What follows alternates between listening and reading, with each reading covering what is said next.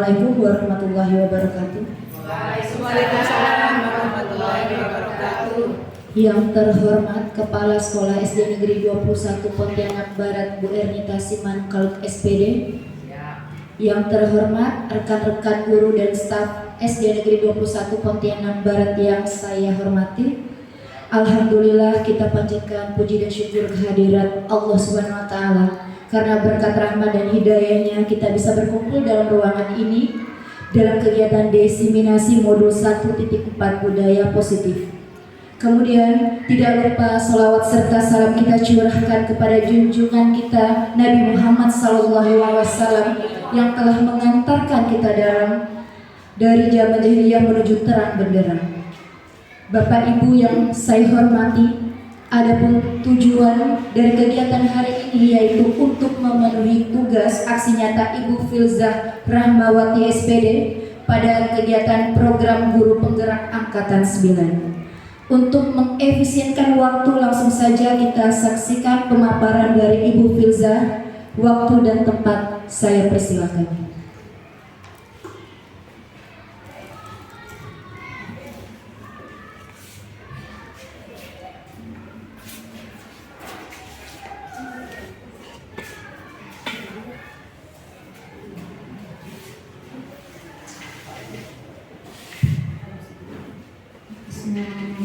Assalamualaikum warahmatullahi wabarakatuh. Selamat siang dan salam sejahtera untuk kita semua. Selamat siang.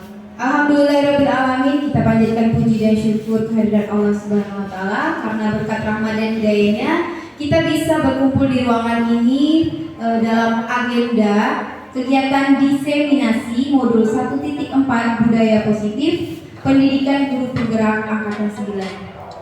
Dan saya ucapkan banyak terima kasih kepada rekan-rekan guru, Bapak Ibu guru yang sudah bersedia untuk mengikuti acara diseminasi hari ini. Di sini saya hanya sekedar sharing dan saya mungkin minta masukan atau pendapat dari Bapak Ibu sekalian. Baik, langsung saja. Adapun agendanya yang pertama yaitu pembukaan yang tadi sudah dibuka oleh Ibu Ayu.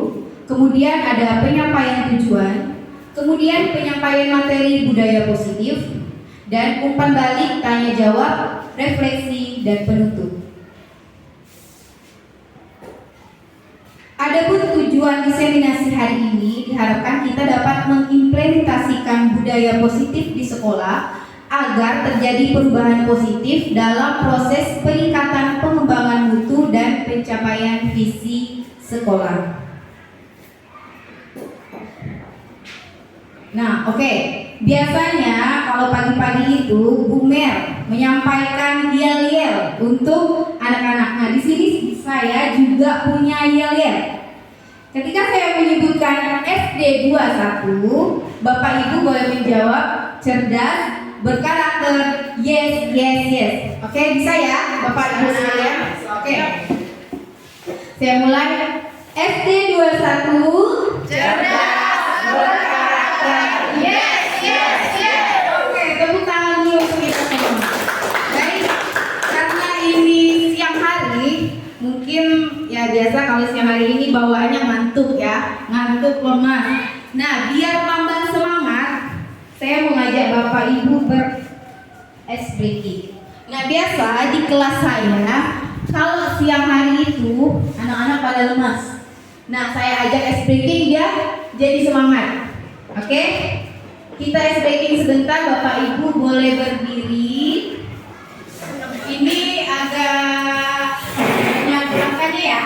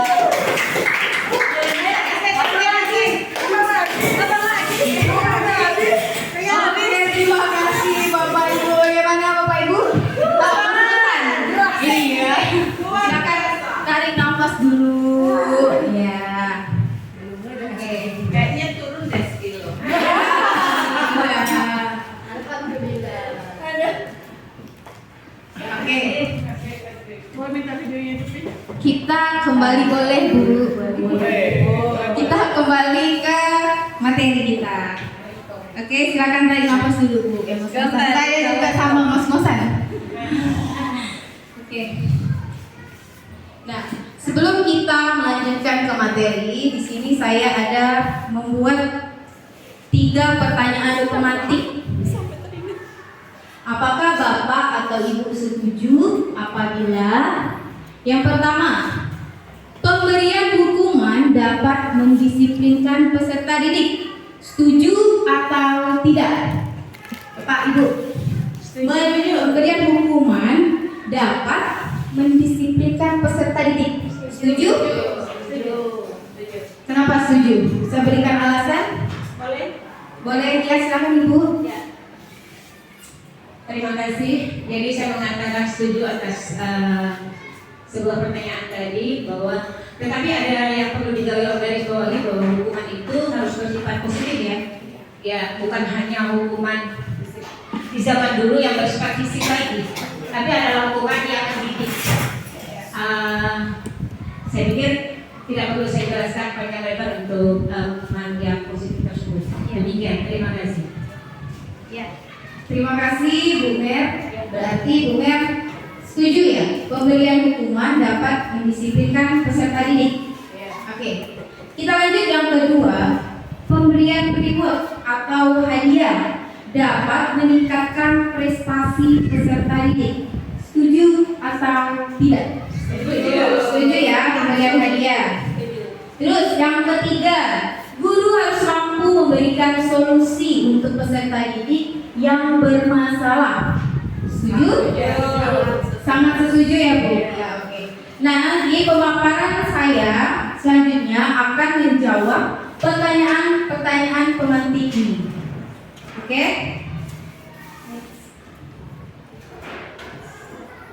Nah, sekarang kita masuk kepada budaya positif. Bapak Ibu pernah dengar kata budaya positif? Pernah dengar Ibu? Pernah ya? Oke. Di sini budaya positif di sekolah sangatlah penting untuk mengembangkan peserta didik yang memiliki karakter kuat dan berakhlak sesuai profil pelajar Pancasila, seperti yang dicetuskan sebagai pedoman untuk pendidik di Indonesia. Budaya positif juga dikatakan sebagai perwujudan dari nilai-nilai atau keyakinan universal di sekolah. Nah, di sini yang saya tekankan adalah nilai-nilainya. Nilai-nilai budaya positif. Di sini nilai-nilai atau keyakinannya itu bersifat universal atau meluas. Tidak hanya di sekolah, nanti peserta didiknya itu bisa menerapkan nilai-nilainya itu di luar sekolah juga. Bahkan sampai mereka nanti tamat SD, SMP, SMA, bahkan kuliah. Ya. Nah, positive vibes atau budaya positif ini memiliki 6 strategi yang akan kita capai.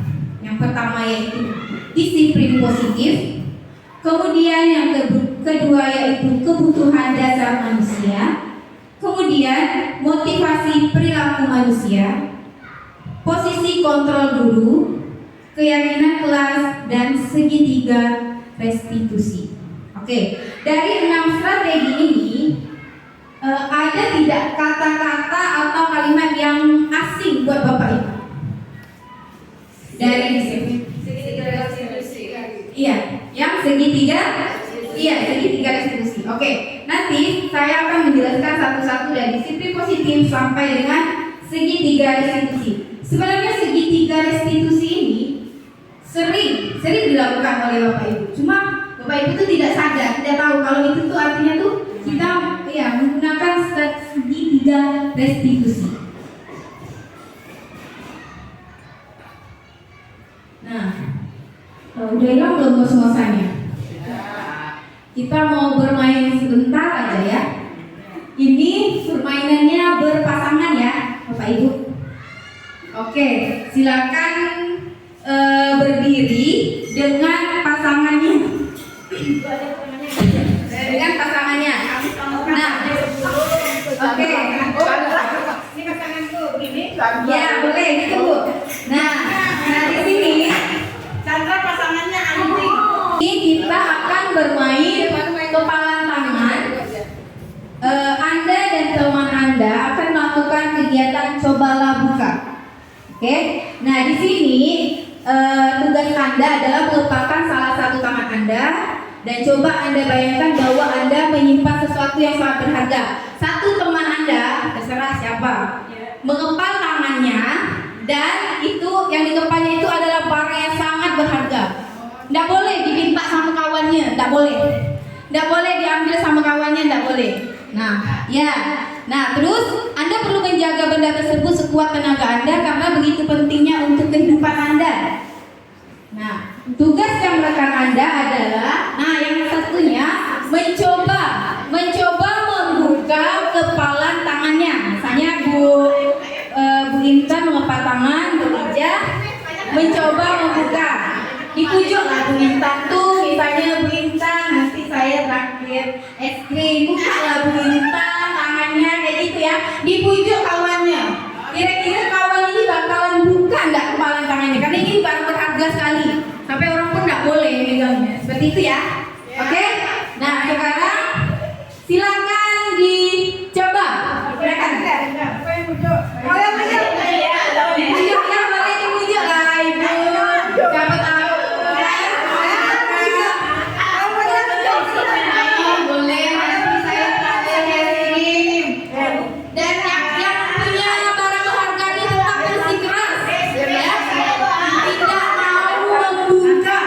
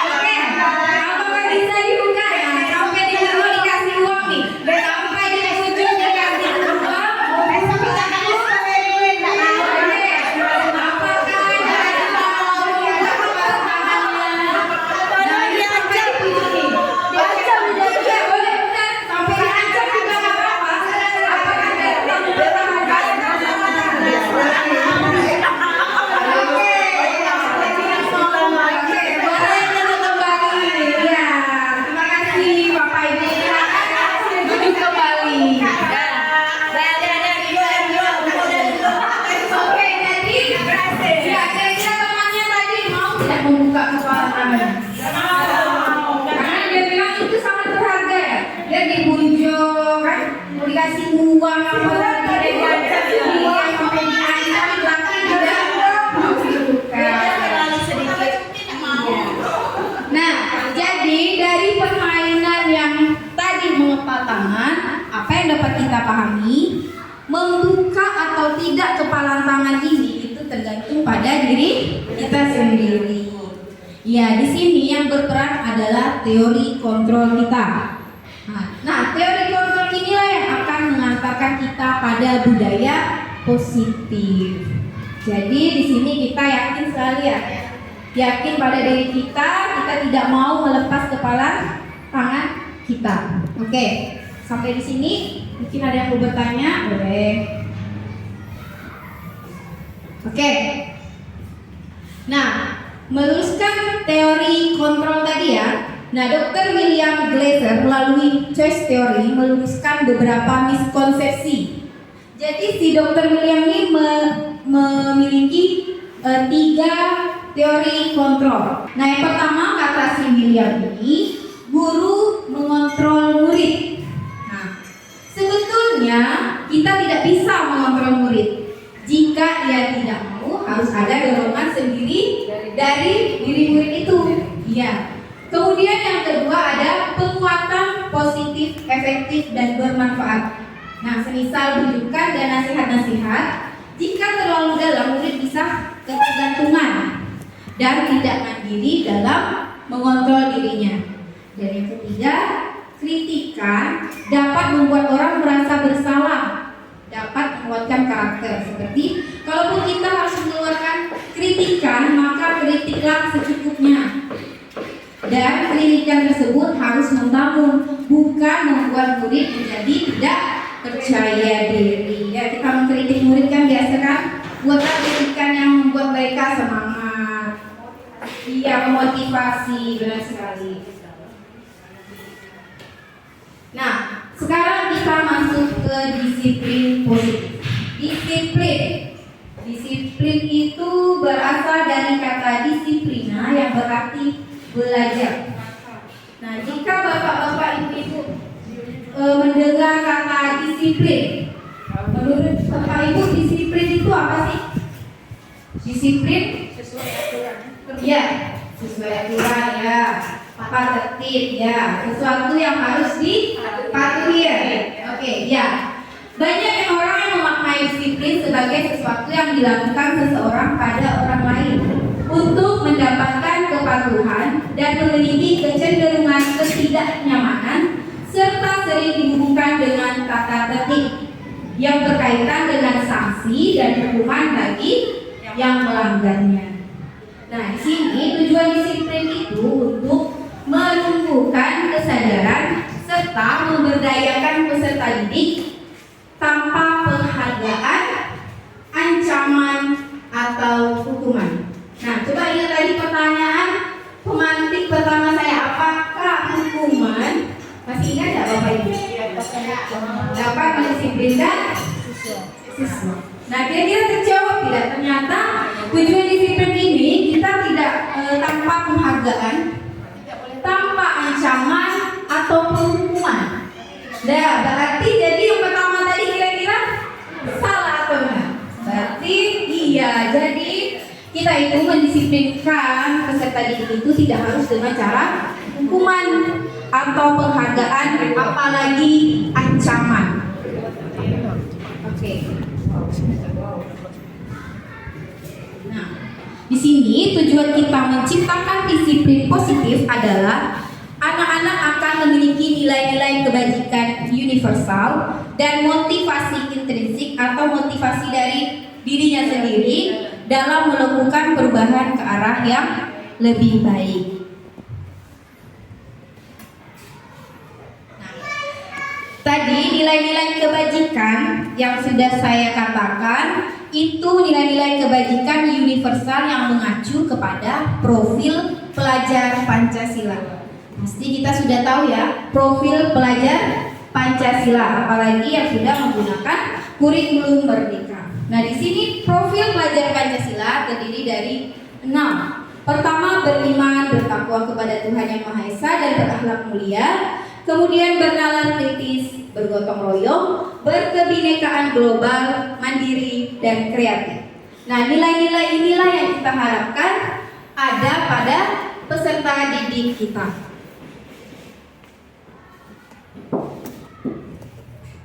Nah, kemudian yang kedua yaitu teori motivasi perilaku manusia. Oke. Nah, motivasi manusia itu ada dari eksternal maupun dari internal. Eksternal dari luar, internal dari dalam diri kita sendiri. Yang pertama, untuk menghindari ketidaknyamanan atau hukuman. Apa yang akan terjadi apabila saya tidak melakukannya? Nah, misalnya apa yang akan terjadi jika saya tidak mengerjakan PR? Nah, itu kan karena motivasi eksternal. Nanti saya dimarah oleh guru, seperti itu. Nanti saya dihukum oleh guru. Kemudian yang kedua, untuk mendapatkan imbalan dari orang lain atau institusi, misalnya apa yang akan saya dapatkan apabila saya melakukannya? Apa yang akan saya dapatkan jika saya membantu, misalnya membantu ibu ini untuk mengambil buku? Apa yang akan saya dapatkan? Berarti itu kan karena motivasi dari luar, bukan dari dirinya sendiri.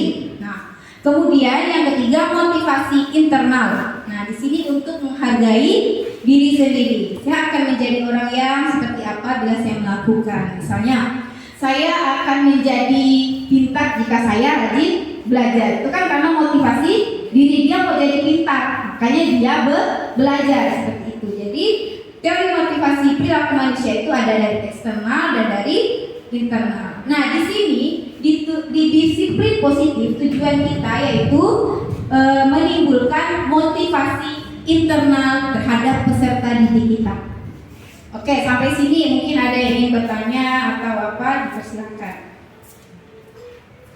Oke, tadi kita kembali lagi ke hukuman dan konsekuensi. Konsekuensi, pernah dengar pasti ya hukuman, konsekuensinya apa, ininya apa gitu ya. Nah, di sini hukuman konsekuensi mana yang lebih efektif? Hukuman adalah tentang mengendalikan seorang anak, merubah pola pikir anak tentang dirinya sendiri. Dengan memberikan hukuman, membuat anak akan merasa bersalah, ataupun sebaliknya, anak akan merasa bahwa orang tuanya tidak sayang dengannya.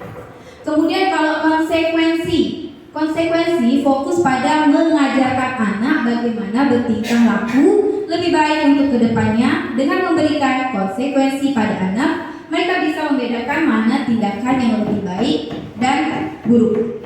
Nah, jadi mana yang lebih efektif antara hukuman dan konsekuensi menurut Bapak Ibu? Ya, antara hukuman dan konsekuensi. Hukuman itu lebih membuat anak menjadi seperti apa tuh?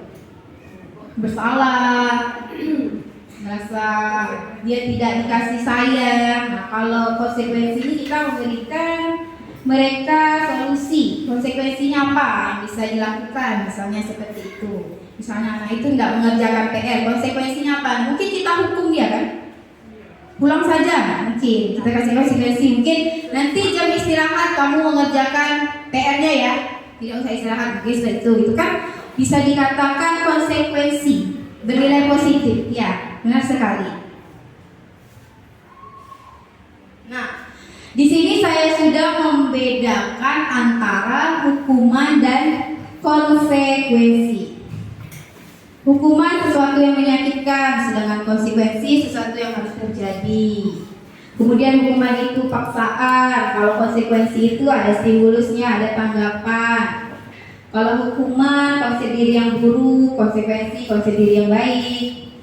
Dan ibu bapak ibu boleh membacanya di depan. Kemudian kalau hukuman itu marah, rasa bersalah, dipermalukan, pasti ya, merasa tak dihargai. Kalau konsekuensi kehilangan hak, juga tidak nyaman, tapi hanya dalam sementara. Time out. Kalau hukuman itu berlangsung, kan sampai diingat sampai kapanpun. Kalau konsekuensi ini tidak. Nah, untuk merefleksi tadi apa yang saya jelaskan, kira-kira menurut Bapak Ibu, tindakan guru mencatat 100 kali di dalam buku kalimat "saya tidak akan terlambat lagi karena terlambat ke sekolah", menurut Bapak Ibu itu hukuman atau konsekuensi? Hukuman ya. Oke, karena dia ditugaskan untuk menulis. Itu kan berarti fisik dia ya. Disuruh menulis pasti capek, itu sampai 100 kali. Kemudian lari mengelilingi lapangan basket 2 kali karena terlambat hadir di sekolah. Hukuman atau konsekuensi? Hukuman ya. Oke. Murid diminta untuk up 15 kali karena tidak menggunakan masker ke sekolah. Hukuman juga. Itu hukuman atau konsekuensi? Hukuman ya. Oke. Menggantikan kertas tugas teman yang dicoret-coret. Hukuman atau konsekuensi ya? Iya, konsekuensi. Kemudian membersihkan tumpahan air di meja tulis karena tersenggol pada saat belajar. Oke, konsekuensi. Kemudian murid disuruh untuk tidak mengenakan sepatu seharian di sekolah karena tidak mengenakan sepatu hitam. Itu hukuman atau konsekuensi? Oke. Dan yang terakhir, lari mengelilingi lapangan basket 2 kali karena terlambat 10 menit untuk pelajaran PJOK. Konsekuensi. Oh, yang dijawab langsung sama guru PJOK. Katanya yang terakhir itu adalah konsekuensi. Coba kita cek jawabannya ya. Iya, ternyata jawabannya benar semua. Ya, mencatat 100 kali hukuman. Ya, karena dia fisiknya kan disuruh mencatat, itu kan capek mencatat sampai 100 kali. Terus mengelilingi lapangan basket lagi karena terlambat hadir. Kemudian diminta push up, menggantikan kertas tugas teman. Nah, itu cuma konsekuensi. Kemudian membersihkan tumpahan air di meja tulis, itu konsekuensi. Nah, disuruh untuk tidak mengenakan sepatu seharian hanya karena dia pakai sepatu tidak hitam. Jadi dia disuruh lepas sepatunya. Kan kasihan, satu harian dia tidak memakai sepatu. Jadi itu adalah hukuman. Nah, yang kemudian ini lagi mengelilingi lapangan basket 2 kali karena terlambat 10 menit tapi di pelajaran PJOK. Nah, itu adalah konsekuensi. Mungkin kalau di pelajaran di kelas bisa jadi hukuman ya, karena disuruh berlari mengelilingi lapangan basket. Nah, tadi ada 6 tahapan ya dalam budaya positif. Salah satunya restitusi tadi ya, yang masih. Apa sih itu restitusi? Kata Bapak itu belum pernah dengar, padahal sering loh kita melakukannya sehari-hari. Restitusi. Restitusi adalah proses menciptakan kondisi bagi murid untuk memperbaiki kesalahan mereka sehingga mereka bisa kembali pada kelompok mereka dengan karakter yang lebih kuat. Restitusi juga merupakan proses kolaboratif yang mengajarkan murid untuk mencari solusi untuk masalah mereka dan membantu murid berpikir tentang orang seperti apa yang mereka ingin menjadi, maksudnya tujuannya, dan bagaimana mereka harus memperlakukan orang lain menurut Gasen 2004. Jadi di sini intinya restitusi ini bertujuan untuk membantu peserta didik menuju kepada disiplin positif dan memulihkan dirinya dari berbuat salah sehingga mereka tahu bagaimana memperlakukan orang lain. Intinya restitusi ini adalah cara bagaimana kita mengatasi masalah atau kasus yang ada pada peserta didik kita. Nah, ada 3 tahapan restitusi. Yang pertama yaitu menstabilkan identitas, kemudian validasi tindakan yang salah, dan yang ketiga menanyakan keyakinan. Nah, biar Bapak Ibu bisa membedakan apa sih hukuman, apa itu konsekuensi dan restitusi, di sini saya memberikan contoh kasus. Ada siswa yang sering tidak mengerjakan tugas rumah atau PR. Hukuman, misalnya kita kalau menghukum, guru menghukum siswa tersebut berdiri di bawah tiang bendera selama 15 menit. Maka kondisi guru saat itu pasti marah dan siswa pun takut. Kalau konsekuensi, guru memberi konsekuensi untuk mengerjakan PR setelah jam istirahat. Di sini guru terlihat tegas dan siswa pun menghormati peraturan. Nah, yang ketiga yaitu restitusi. Di sini guru menanyakan keyakinan kelas. dan membantu siswa menyelesaikan masalahnya. Nah, di sini keadaan guru sangat terbuka sehingga siswa menghormati dirinya dan orang lain. Oke, pada kata restitusi yang perlu digarisbawahi yaitu keyakinan kelas. Keyakinan kelas. Apa sih itu keyakinan kelas? Pasti di setiap kelas punya keyakinan kelas masing-masing. Misalnya contoh keyakinan kelas disiplin. Kayak seperti kesepakatan kelas. Nah, keyakinan kelas itu seperti kesepakatan kelas. Nah, tadi mengapa sih tidak peraturan saja? Mengapa harus keyakinan kelas? Apa tidak peraturan kelas? Siswa tidak mematuhi peraturan, gitu kan? Tapi di situ katanya restitusi itu siswa tidak mematuhi keyakinan kelas. Nah, kenapa? Di sini saya memberi contoh yang pertama, mengapa kita memiliki peraturan harus menggunakan helm bila mengendarai kendaraan roda 2. Nah, kalau bapak ibu pergi ke sekolah, pergi ke pasar, pasti naik motor, pasti menggunakan helm kan? Mengapa bapak ibu menggunakan helm? Yang pertama, untuk melindungi diri dari misalnya panas kan? Terus yang kedua, hal negatifnya kita melindungi kepala kita bisa terjadi sesuatu yang tidak diinginkan. Berarti kita menggunakan helm itu peraturan atau keyakinan diri kita? Iya, keyakinan kan? Karena kita takut tadi itu diri kita misalnya terjadi hal-hal yang tidak diinginkan. Nah, yang kedua, mengapa kita memiliki peraturan 3M? Yang memakai masker, mencuci tangan, dan menjaga jarak. Waktu COVID-19 kemarin, kita kan dianjurkan ya dari pemerintah untuk memakai masker. Supaya apa?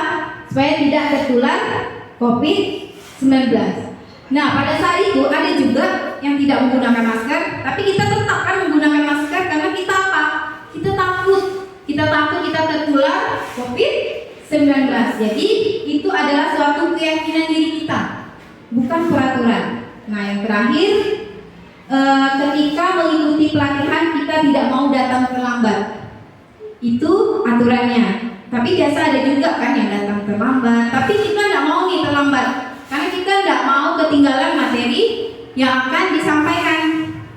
Nah, jadi keyakinan kita harus datang tepat waktu karena tidak mau ketinggalan materi. Jadi motivasi itu timbul dari diri kita sendiri, yaitu motivasi intrinsik. Kembali ke nilai-nilai atau keyakinan lebih menggerakkan seseorang dibandingkan mengikuti serangkaian peraturan. Keyakinan kelas itu pasti kita lakukan, bukan keyakinan kelas. Maksudnya keyakinan daripada peraturan. Peraturan sering kan kita bantah biasa kan. Nah, kita langgar. Oke. Nah, di sini saya bersama peserta didik saya membuat keyakinan kelas. Nah, keyakinan kelas ini dibuat berdasarkan kesepakatan antara guru dan siswa yang bersifat universal. Nah, di sini saya mengarahkan peserta didik saya untuk terserah mau menulis apa, mau keyakinan kelas seperti apa. Banyak yang menulis, ada yang ingin kelasnya bersih, bertanggung jawab, mengerjakan tugas tepat waktu, rajin, disiplin. Nah, seperti itu. Jadi mereka menggunakan stick note ditempel di keyakinan kelas tersebut. Nanti setelah itu kita rangkum dan akhirnya terbentuklah sebuah kesepakatan kelas seperti yang di bawahnya itu. Nah, sedangkan peraturan biasanya dibuat oleh guru bersifat satu arah. Yang menentukannya kita. Ya. Jadi itulah dia peraturan dan keyakinan kelas. Nah, seperti tadi saya membentuk keyakinan kelas pertama dengan mencurahkan ide. Biar peserta didik kita mengeluarkan idenya. Dia inginnya kelas seperti apa, dia mau kelasnya seperti apa. Kemudian kita catat semua masukannya. Seperti tadi mereka menempelkan stick note di depan. Kemudian kita mengganti kalimat negatif ke positif. Maksudnya kalimat negatif di sini misalnya dia ingin kelasnya tidak ribut. Kalimat positifnya ingin kelas yang tertib. Seperti itu.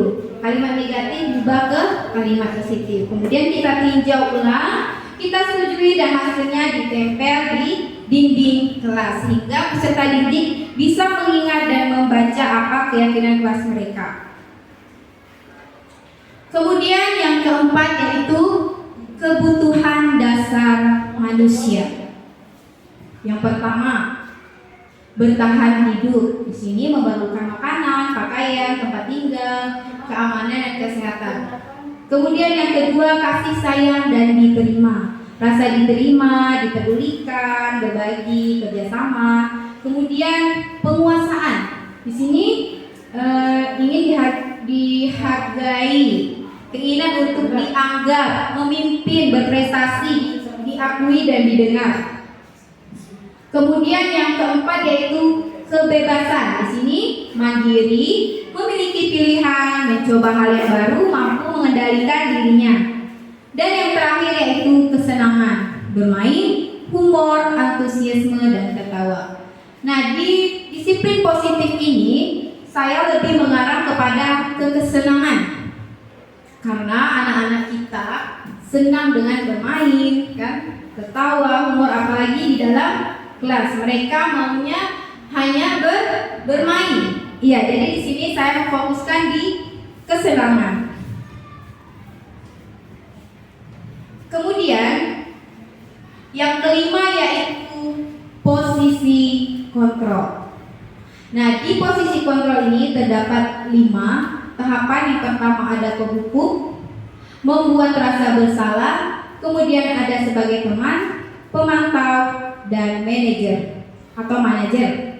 Nah, di sini posisi kontrol ini diuntukkan untuk guru. Nah, sebaiknya seorang guru itu harus memiliki posisi kontrol sebagai seorang manajer. Mengapa demikian? Kita lihat penjelasannya. Nah, di sini. Di sini saya memberikan contoh kasus. Siswa tidak menggunakan atribut lengkap ketika upacara seni. Sering ya, gitu ya.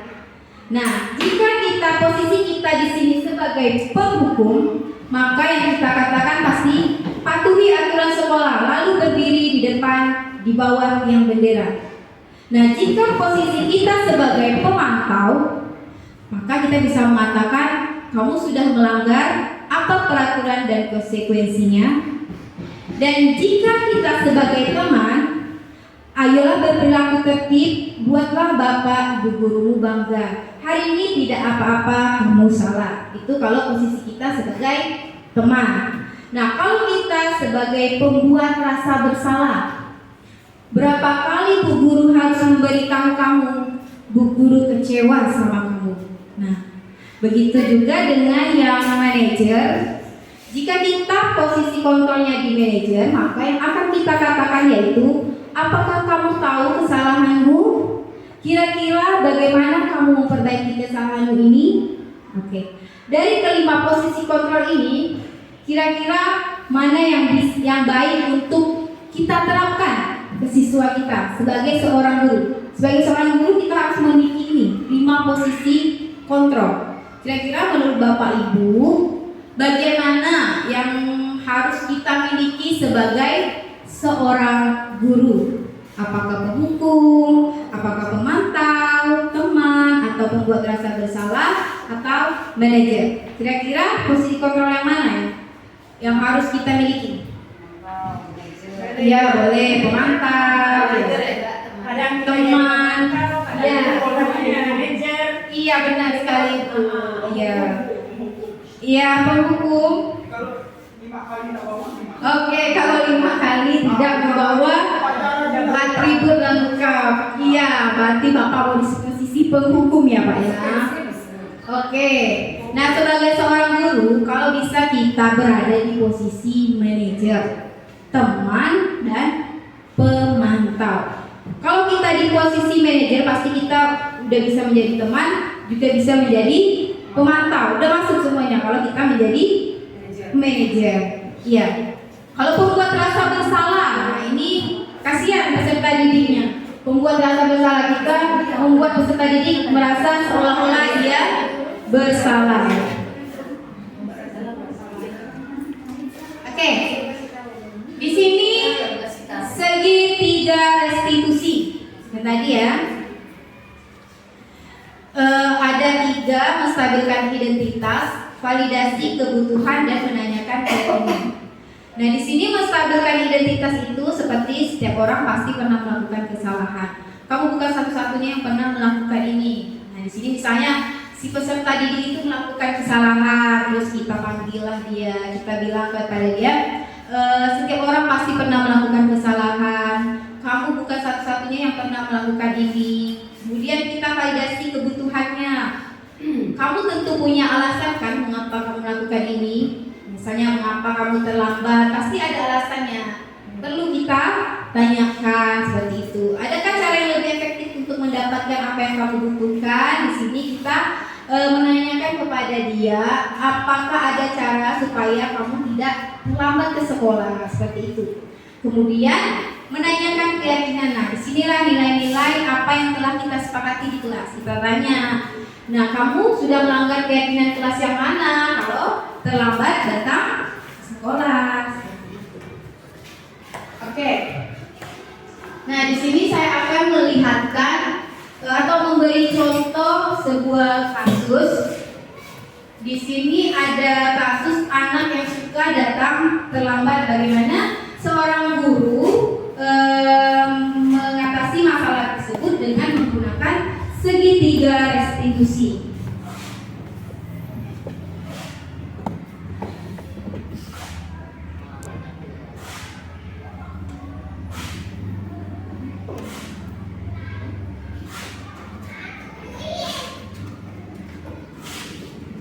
Sebentar ya Bapak Ibu, soalnya ada di YouTube. Nah, di sini saya mengambil ini tugas juga, salah satu tugas demonstrasi kontekstual. Di sini saya disuruh untuk membuat video tentang suatu kasus. Nah, di sini saya ambil kasus anak yang suka datang terlambat ke sekolah. Bagaimana cara kita menangani anak tersebut dengan cara segitiga restitusi?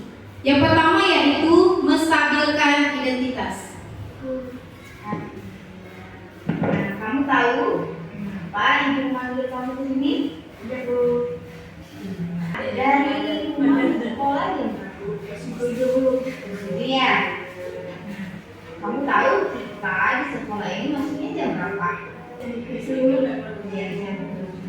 Nah, berarti itu tandanya Madan datangnya terlambat atau tidak? Nah, terlambat ya. Menurut Madan, terlambat itu perbuatan baik atau tidak? Tidak, benar sekali. Nah, oke, tidak apa-apa Madan. Wajar, semua orang pasti. Oke, yang pertama tadi itu menstabilkan identitas. Nah, kita tanya dulu apa kabarnya, kan? Kita ngomong dulu baik-baik. Mengapa Madan bisa datang terlambat? Nah, kemudian yang kedua yaitu validasi tindakan yang salah. Apa saja yang harus kita lakukan? Kesalahan. Ibu juga pernah terlambat datang ke sekolah, sama seperti Madan. Sekarang coba Madan cerita, kenapa Madan bisa datang terlambat ke sekolah? Saya bermain PS, tidak apa-apa, semua anak pasti juga ingin bermain ya. Tetapi kalau dalam bermain itu kita harus juga memberikan waktu. Jangan bermain berlebihan sampai larut malam, sampai tidurnya tengah malam. Jadi pergi ke sekolahnya terlambat. Nah, dulu di awal-awal pembelajaran, dan dengan teman-teman kelas pernah membuat satu keyakinan atau untuk tahap yang kedua tadi kita tanya dia kan, mengapa Madan melakukan kesalahan tersebut. Mengapa Madan bisa terlambat? Ternyata dia suka bermain PS sampai larut malam sehingga dia datang terlambat. Nah, kita bilang pada dia, semua anak juga pasti senang bermain. Kan kita yakinkan dia nih. Semua anak tuh emang pasti senang bermain, tapi kita harus juga mengingat waktu. Jangan bermain sampai larut malam sehingga terlambat pergi ke sekolah. Nah, yang terakhir kita menanyakan keyakinan. Iya, ada nggak satu keyakinan atau kesepakatan jelas yang ada di kelas? Itu yang mana itu? Selamat bersekolah, kita harus keyakinan.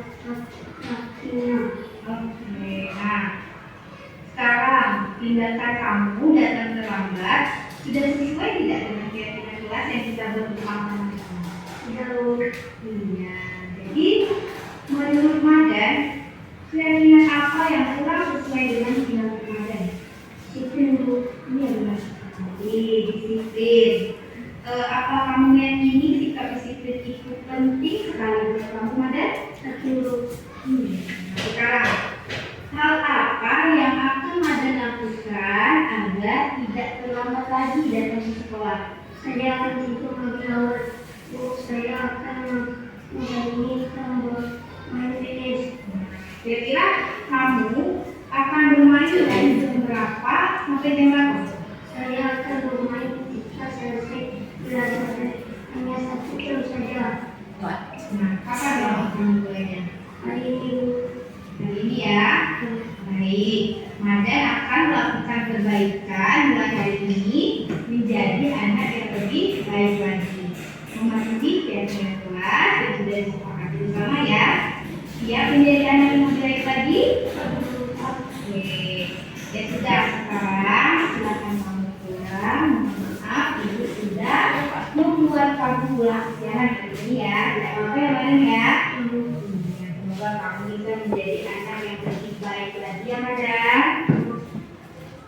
Oke, di tahapan yang terakhir yaitu keyakinan kelas. Kita tanyakan kepada peserta didik kita, apa keyakinan kelas yang sudah kamu langgar? Kira-kira apa konsekuensinya dan apa yang akan kamu lakukan untuk memperbaiki kesalahan yang sudah dilakukan? Seperti yang dikatakan Madan, dia akan mencoba berubah. Makanya tadi ya, dia akan bermain hanya 1 jam saja dan akan dimulainya pada hari itu juga. Oke, baik. Sampai di sini, apakah ada yang ingin bertanya, Bapak Ibu? Saya persilahkan. Dari kasus 1 tadi ternyata bisa kita pecahkan dengan segitiga restitusi. Oke, dilarang menggunakan narkoba. Nah, itu kata Ibu Intan apa? Tanggung jawab. Oke, bergantian atau menunggu giliran.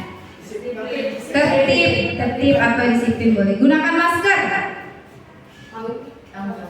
Kamu jawab. Oke, disiplin. Ya, boleh. Jangan berlari di kelas atau koridor. Biasa kita larang. Jangan lari anak-anak. Tertib. Sekarang kita lihat kunci jawabannya. Senteng. Oke. Nah, ternyata keyakinan kelas itu banyak ya. Tanggung jawab, menghormati orang lain, berkomitmen. Nah, dalam melakukan kekerasan itu keselamatan. Kesehatan juga termasuk nilai kebajikan. Kemudian menghormati orang lain, bersabar, kesehatan, keselamatan, dan keamanan. Jadi nilai-nilai kebajikan itu banyak sekali. Makanya nilainya itu bersifat universal atau meluas. Jadi bisa dipakai tidak hanya di lingkungan sekolah. Di lingkungan luar nanti anak-anak juga bisa menerapkan nilai-nilai kebajikan tersebut. Oke, sampai di sini mungkin ada yang ingin bertanya atau memberi saran atau memberi tanggapan, saya persilakan. Apakah penjelasan saya sudah cukup jelas atau masih ada yang perlu dibahas atau diulangi, Bapak Ibu? Itu tadi, saya tuh tadi kan baru tadi masalah sama yang segitiga restitusi. Segitiga restitusi. Kan kata Bu Evi itu tuh kita udah biasa aja tuh menerapkannya. sehari-hari. Iya. Cuma kadang itu tadi pas diskusi sama Bu Riza itu kayaknya itu apa bisa langsung kita terapkan ke semua siswa kita gitu. Kayaknya ada kita ini udah kita pakaiin segitiga restitusi ya. gitu. Nah, tapi masih aja dia begitu lagi mengulangi salah. Kita harus bagaimana? Oke, ya, terima kasih Ibu Ditanya. Di sini pasti ya kita memiliki peserta didik yang jika dikasih tahu, diberitahu, nggak umpan ya, sampai kasus memecahkan kasusnya sampai menggunakan segitiga restitusi, dia tetap aja melakukan kesalahan yang sama, ya. Nah, jadi di sini apa yang harus kita lakukan? Nah, disinilah orang tua sangat berperan penting. Nah, jadi di sini kita bisa memanggil orang tuanya. Itu adalah salah satu jalannya agar mungkin kasus misalnya permasalahan anaknya sering datang terlambat atau anaknya sering tidak mengerjakan PR. Nah, kita harus tahu juga mungkin dia punya masalah di luar yang kita tidak tahu. Tapi saya yakin insya Allah dengan menerapkan segitiga restitusi tadi, kita akan mencoba bertanya sama peserta didik kita. Pasti nanti lama-kelamaan dia akan menjawab apa permasalahan mereka sebenarnya. Apa sih dia sering terlambat? Tapi memang jika memang tidak bisa ya salah satu jalannya kita juga harus panggil orang tua atau wali muridnya, karena kan memang kita tidak tahu apa yang terjadi di lingkungan keluarga peserta didik kita. Oke, bagaimana Ibu Intan? Oke, terima kasih. Apa ada yang ingin bertanya lagi? Boleh juga sedikit. Oh, boleh. Silakan Ibu. Bukan bertanya sih. Oke, boleh. Harus pakai mic ya. Jadi yang pertama tadi kan disiplin positif ya. Nah, disiplin positif itu kan tentunya diawali dari keyakinan ya. Keyakinan yang dibuat. Kalau dibuat di sebuah kelas berarti itu keyakinan kelas gitu ya. Nah, bisa jadi itu jadi keyakinan sebuah sekolah gitu ya. Bisa? Nah, Keyakinan kelas atau keyakinan sekolah? apa yang saya pikirkan pada tingkatan yang lebih tinggi ini sangat bagus kalau mereka itu sampai pada tingkat keyakinan gitu untuk menertibkan diri dari dirinya sendiri ya.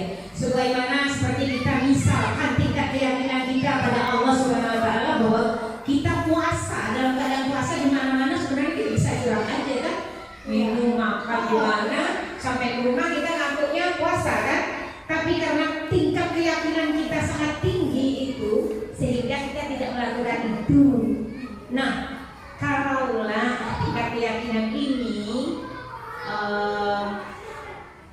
bisa ya pelan-pelan kita terapkan, sungguh sangat bagus. Kita mendapatkan disiplin yang benar-benar timbul dari diri mereka, tingkat keyakinan mereka. Bagus, cukup bagus. Itu saja. Oke, baik. Terima kasih Bu Mariam. Tanggapan Bu Mariam sangat benar sekali. Ya, jadi keyakinan itu bisa timbul memang dari diri kita. Apalagi kalau kita bisa membuat peserta didik kita itu yakin. Nah, seperti yang dikatakan Ibu Mariam tadi, jika kita puasa, kita bisa saja curang ya. Nah, diam-diam kita makan, minum, tapi karena kita yakin tadi ya, kita takut dosa, jadi kita puasalah sampai full. Oke, nah jadi keyakinan diri inilah yang perlu kita tingkatkan, kita terapkan kepada peserta didik kita. Oke, sampai di sini masih ada yang ingin mungkin bertanya atau sekedar memberi tanggapan? Oke, jika tidak ada, saya ucapkan banyak-banyak terima kasih kepada Bapak, Ibu guru yang sudah bersedia hadir pada kegiatan diseminasi ini, walaupun hanya sekedar sharing tentang budaya positif yang sudah saya dapatkan pada pembelajaran di Guru Penggerak Angkatan 9. Baik, terima kasih banyak. Saya akhiri. Wassalamualaikum warahmatullahi wabarakatuh. Ya, demikianlah pemaparan dari Bu Filzah Rahma Rahmawati berkaitan diseminasi tentang budaya positif. Dan ada beberapa poin yang dapat saya simpulkan bahwa disiplin itu merupakan sikap yang ditanamkan dengan kesadaran tanpa adanya rasa ancaman maupun hukuman dari pihak luar. Kemudian untuk menanamkan disiplin, guru tentunya harus paham betul perbedaan dari hukuman, konsekuensi, segitiga institusi, dan penerapannya di dalam kelas. Oke, saya akhiri kegiatan diseminasi kita pada siang hari ini. Semoga nantinya ilmu yang diberikan pada siang hari ini dapat kita terapkan di kelas kita masing-masing. Akhir kata, wabillahi taufiq wal hidayah. Wassalamualaikum warahmatullahi wabarakatuh.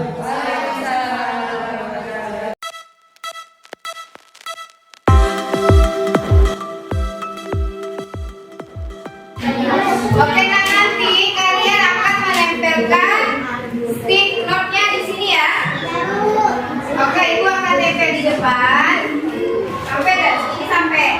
Oke ya.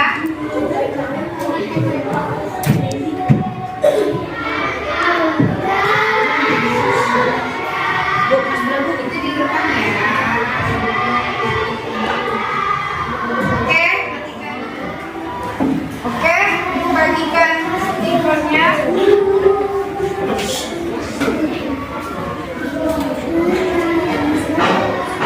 Silakan ditulis bawahnya namanya ya.